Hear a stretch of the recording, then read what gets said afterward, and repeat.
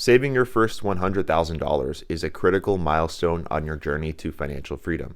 And in this video, I'm going to discuss some techniques you can apply in your life to achieve the six-figure milestone. The first thing you need to understand about hitting $100,000 is that most of that $100,000 is going to come from you aggressively saving. It's not going to come from returns. It's going to come from discipline and having a very high savings rate relative to your income. So this is something that you can't do very easily on a low wage. So if you're working at McDonald's and you have rent to pay, obviously saving $100,000 is going to be exceedingly difficult. So ideally, you'll be working a 9 to 5, you'll have a decent salary, and your housing costs will be relatively low. I currently live at home with my parents at the age of 25. Now, some of you might be laughing at me and saying, Lucas, move out, dude. You're becoming a man-child. But I would argue that me living at home right now is a very strategic move that's going to put me ahead of most of my peers going forward into the future. So with saving your first $100,000, you will have to make some sacrifices, whether that be buying less of the products that you enjoy, maybe that will be working more hours, or finding a higher paying job that maybe has more pressure involved. There will be some trade-offs to hitting that first $100,000 because this is a milestone that many people don't hit until they reach their 30s. This is something I recommend everyone strive for in their 20s because it really sets you up with a good financial base going forward into your future. If you can do this by your mid to late 20s, you're in pretty decent shape, and it should allow you to continue to invest, continue to build your systems, and eventually have the opportunity to retire early and live off of your capital base. So high savings rate is the number one thing you can do to achieve the $100,000 mark early on in your life. So what is a savings rate? Well, it's simply the percentage of your income that you are saving and then investing into some form of asset, whether that be the stock market. I'm using the stock market for this example. So within the stock market, you can purchase ETFs, which is a topic for a whole other video, but basically it's an exchange traded fund. It's a basket of stocks that you can purchase that trades on the stock exchange.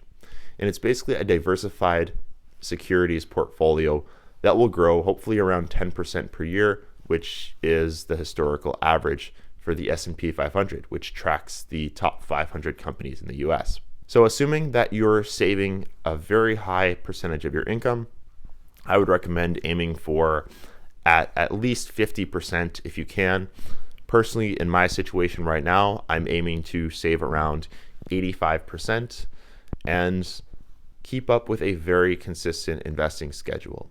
By having a high savings rate and investing consistently, you're going to find that your investments are growing on a monthly basis. So every single month, another thing that I do is I track my expenses and my income. They say that if you care about it enough, you will track it. This is true for many businesses who report key performance indicators, and this will help you to really gauge whether you're actually moving the needle and getting ahead financially and tracking towards that $100,000 goal. So for example, if you see that you had saved and invested $3,000 for the month, and your net worth increased maybe $3,500 because some of that was market gains, that can be a very motivating indicator for you to continue down that path, which will push you towards your goal of reaching the six-figure portfolio mark. So once you have your high savings rate, you're investing consistently, ideally every paycheck, and you're tracking your results, the next thing you want to do is be patient, okay?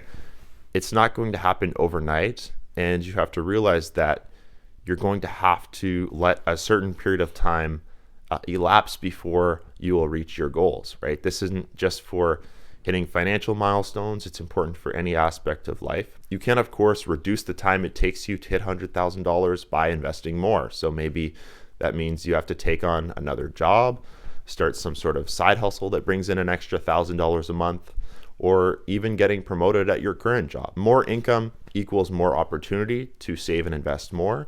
But unfortunately, a lot of people fall into the trap of spending more when they end up increasing their earnings. So that's one trap you need to avoid if you want to hit $100,000 invested as soon as possible. This is basically the framework that I use to reach my first $100,000. I think this number, although arbitrary, is very powerful because 10% of 100,000 is $10,000 of market gains in a year. So on average, like I said before, the market returns on average 10%, which again will push your portfolio forward faster because you're investing, and then on top of that, your investment portfolio is growing, and you're just going to eventually start seeing this snowball effect where it's growing faster and faster and faster. Eventually you'll track upwards to, several $100,000, $500,000, $1 million, and you will just see that your portfolio will be growing faster and faster and faster. And eventually it will outpace your earned income, your salary. And at that point, really, you should be able to retire or at least semi-retire, maybe take on some part-time work instead, spend more time doing the things that you really love. Maybe that's traveling, maybe that's spending more time with your family, your kids, whatever it may be.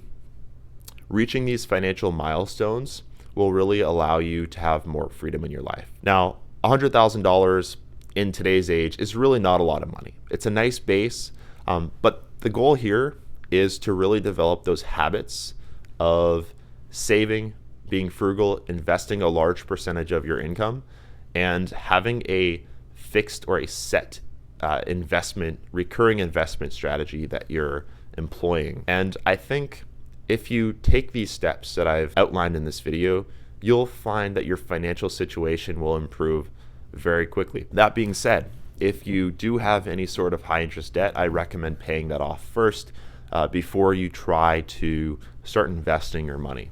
So let's say you owe $20,000 at a 7% interest rate. Pay that down first because that's a guaranteed 7% return. Right? The stock market is volatile. There's no guarantees that every year you'll see a 10% return. So pay down that high interest debt. I consider high interest to be anything over around 6%. So if you've got a line of credit that's maybe at 4%, I would still invest consistently. I wouldn't worry too much. I would still pay that down, but it wouldn't be as urgent. So I hope this video was helpful. If it was, feel free to smash that like button and subscribe. If you can't already tell, I'm extremely passionate about personal finance and reaching financial freedom. I want to have the ability to do what I want, spend my money on what I want, and not worry about making a paycheck, clocking in, clocking out. I want autonomy in my life. I want to escape the matrix, as they say, and money is the tool by which you can do that. So if you focus on money, if you learn about money, you become obsessed with money, you will find that you will eventually reach the life that you've ultimately wanted.